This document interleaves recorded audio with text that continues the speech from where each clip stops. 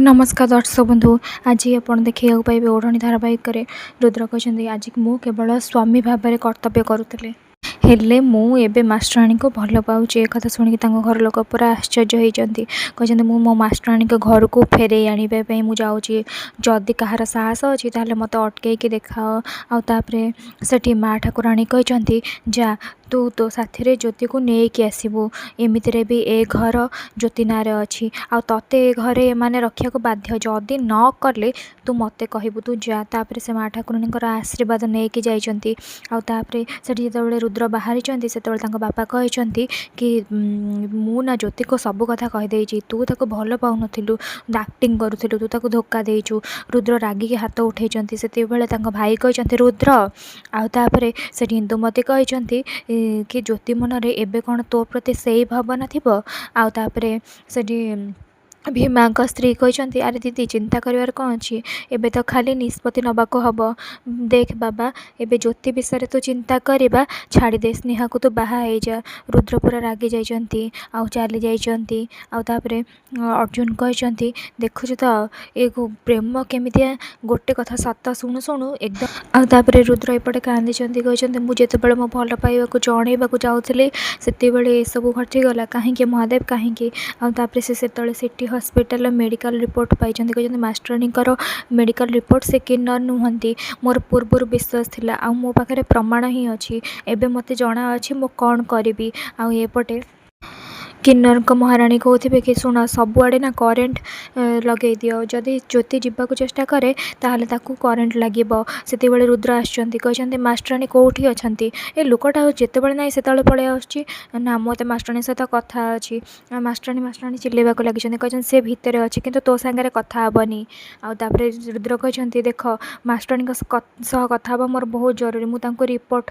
देखी आउे से ज्योति आसी जाइए कहते ए लोक सहित मोर किसी कथा हबार अच्छी आउ कथा चाहूँगी आउे मु जानवा चाहूँगी ये लोकटा किसी समय पूर्व मत मारिदेवा कहीं चाहूला रुद्र कहे मु मारिदेवा चाहूली अरे मो कथा को टिके विश्वास कर आउे रुद्र को कहे ज्योति मु विश्वास कली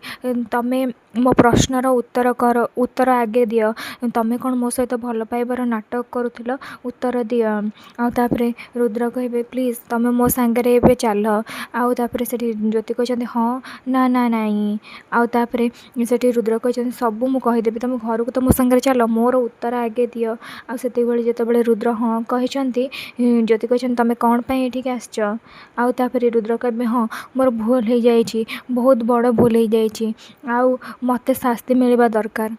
तमें मत मार मार किंतु मो सांगे घर को चल तमें तमें देख ये रिपोर्ट तमें जो जड़े किन्नर नुह मो पाखे प्रमाण अच्छी आउ मु घर को जी जी भी कह ये रिपोर्ट आम देखा ज्योति से रिपोर्टा टाणी आणिकी से रिपोर्टा चिरी देती आउे रुद्र से पूरा देखा लगी किन्नर दल भी ज्योति को देखा लगी आउे ज्योति कहते समस्ते मोर सब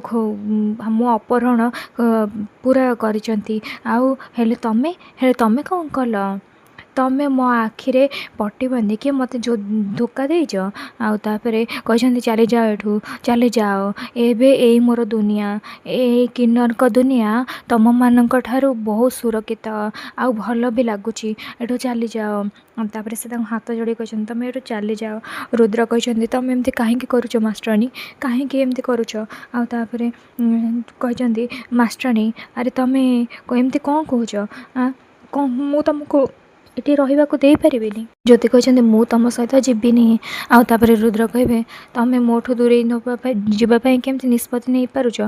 हाथ से छड़े जाइए रुद्र को से बाहर कर देते डोरटा से लक कर देते रुद्र कांदीबाक लगे कहते निजक मोठू दूरे दियोनी मास्टराणी प्लीज कबाट खोल किंतु ज्योति पछे कांदी किंतु डोर खोली ना कांदी कांदी दी जण एपट सेपट बसुँच आते माँ ठाकुराणी आसुँच रुद्र सब पुराणा कथा भावी कहते माँ ठाकुराणी देख ना ଦେଖ ମୁଁ ଏତେ ଡାକୁଛି ମାଷ୍ଟରାଣୀ କାହିଁକି କବାଟ ଖୋଲୁନାହାନ୍ତି, ତମେ ଟିକେ କୁହ ନା ମାଷ୍ଟରାଣୀକି। ଆଉ ତାପରେ ସେଠି ସେ ମା ଠାକୁରାଣୀ ଗୋଟେ ଅନ୍ଧାର ଘରକୁ ନେଇଯାଇଛନ୍ତି, କହିଛନ୍ତି କାଚ ଭାଙ୍ଗିଛନ୍ତି, କହିଛନ୍ତି ଏବେ ଆକୁ ଯୋଡ଼ିକି ଦେଖା ରୁଦ୍ର, ଦେଖା ଯୋଡ଼ିକି। ତୁ ନିଜେ ତା ସହିତ ଆଗେ ଭଲ ପାଇବା ନାଟକ କଲୁ, ଆଉ ଏସବୁକୁ ତୁ ଏ କାଚ ଭଳି ଭାଙ୍ଗି ଦେଇଛୁ, ତାକୁ ଯୋଡ଼ିବା ବହୁତ କଷ୍ଟ। ଆଉ ତାପରେ ରୁଦ୍ର ପୁରା ମନ ଦୁଃଖ କରିକି ମା ଠାକୁରାଣୀଙ୍କୁ ଦେଖିବାକୁ ଲାଗିଛନ୍ତି। ପ୍ରଥମେ ଭଲ ପାଇବା ନାଟକ କଲୁ, ତାପରେ ତାକୁ ବାହା ହେଲୁ, ଏବେ ଅସହାୟ ପଡ଼ିଗଲୁ ବୋଲି ତୋର ଭୁଲ ଷଡ଼ଯନ୍ତ୍ରକୁ ତା ଆଗରେ ଠିକ୍ ବୋଲି ପ୍ରମାଣ କରିବାକୁ ଚାହୁଁଛୁ। ଆଉ ତାପରେ ରୁଦ୍ର କହିବେ ମୁଁ ସତରେ ମା ଠାକୁରାଣୀ ଜ୍ୟୋତିକୁ ଭଲ ପାଉଛି, ମାନେ ମୋ ମାଷ୍ଟରାଣୀକୁ ଭଲ ପାଉଛି। ଆଉ ତାପରେ ମା ଠାକୁରାଣୀ ତାଙ୍କ ହାତକୁ ଧରିକି ତାଙ୍କ ମୁଣ୍ଡ ଉପରେ ଶପଥ ରଖିଛନ୍ତି, ଆଉ କହିଛନ୍ତି ତୁ ମୋ ରାଣ ଖାଇକି କହ, କହ ଜ୍ୟୋତିକୁ ତୁ ଭଲ ପାଉଛୁ ବୋଲି। ଆଉ ତାପରେ ରୁଦ୍ର କହିବେ ମୁଁ ଯଦି ମିଛ କହୁଥାଏ ତାହେଲେ ଏହି ମୁହୂର୍ତ୍ତରେ ମୋ ନିଶ୍ୱାସ ବନ୍ଦ ହେଇଯିବ। ଆଉ ତାପରେ ମା ଠାକୁରାଣୀ ବିଶ୍ୱାସ କରିଛନ୍ତି। ଏପଟେ ଜ୍ୟୋତି ମିରର ଆଗରେ ଛିଡ଼ା ହେଇଛନ୍ତି, ଆଉ କହିଛନ୍ତି ଏବେ ଜ୍ୟୋତି ନା କେତେ କେତେ କେତେ ବୁଝିଲା ସୁଝିଲା ଝିଅ ତୁ, ତୋ ଉପରେ ମହାଦେବଙ୍କର ଆଶୀର୍ବାଦ ବି ଅଛି, ମହାଦେବ ସବୁବେଳେ ତୋ ସାଥିରେ ଅଛନ୍ତି, ତୁ ଏବେ କାହା ଆଗରେ ନଇବୁନି କି ଦୁର୍ବଳ ହେଇପାରିବୁନି। ଆଉ ତାପରେ କହିଛନ୍ତି ସେ ଚୋର ହାବିଲଦାର ହୁଅନ୍ତୁ କି ପୁରା ଦୁନିଆ ଧୋକାବାଜ ହେଇଯାଉ, ଆଉ ହେଲେ ତୁ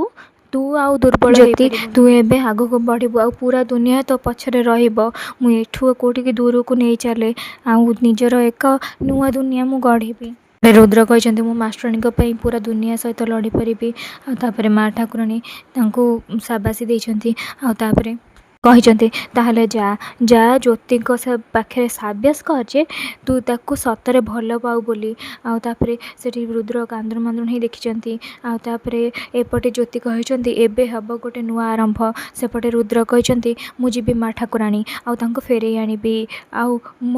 ମୁଁ ତାଙ୍କ ସାଙ୍ଗରେ ଗୋଟେ ନୂଆ ଦୁନିଆ ଗଢ଼ିବି। ଆଉ ଏପଟେ ସକାଳ ହେଇଛି। ଆଉ ତାପରେ ଜ୍ୟୋତି ତାଙ୍କ କିନ୍ନର ସାଙ୍ଗକୁ ଧନ୍ୟବାଦ ଜଣାଇଛନ୍ତି, କହିଛନ୍ତି ତୁମକୁ ବହୁତ ବହୁତ ଧନ୍ୟବାଦ। ଆଉ ତାପରେ ସେ କିନ୍ନର କହିଛନ୍ତି କି ଏମିତି ସବୁବେଳେ ହସୁଥାଅ, ତୁମେ ବହୁତ ଭଲ ଲାଗୁଛ। ଜ୍ୟୋତି କହିବେ ଏବେ ତୁମେ ଦେଖିବ ମୁଁ ସବୁବେଳେ ଏମିତି ଖୁସିରେ ରହିବି, ନିଜର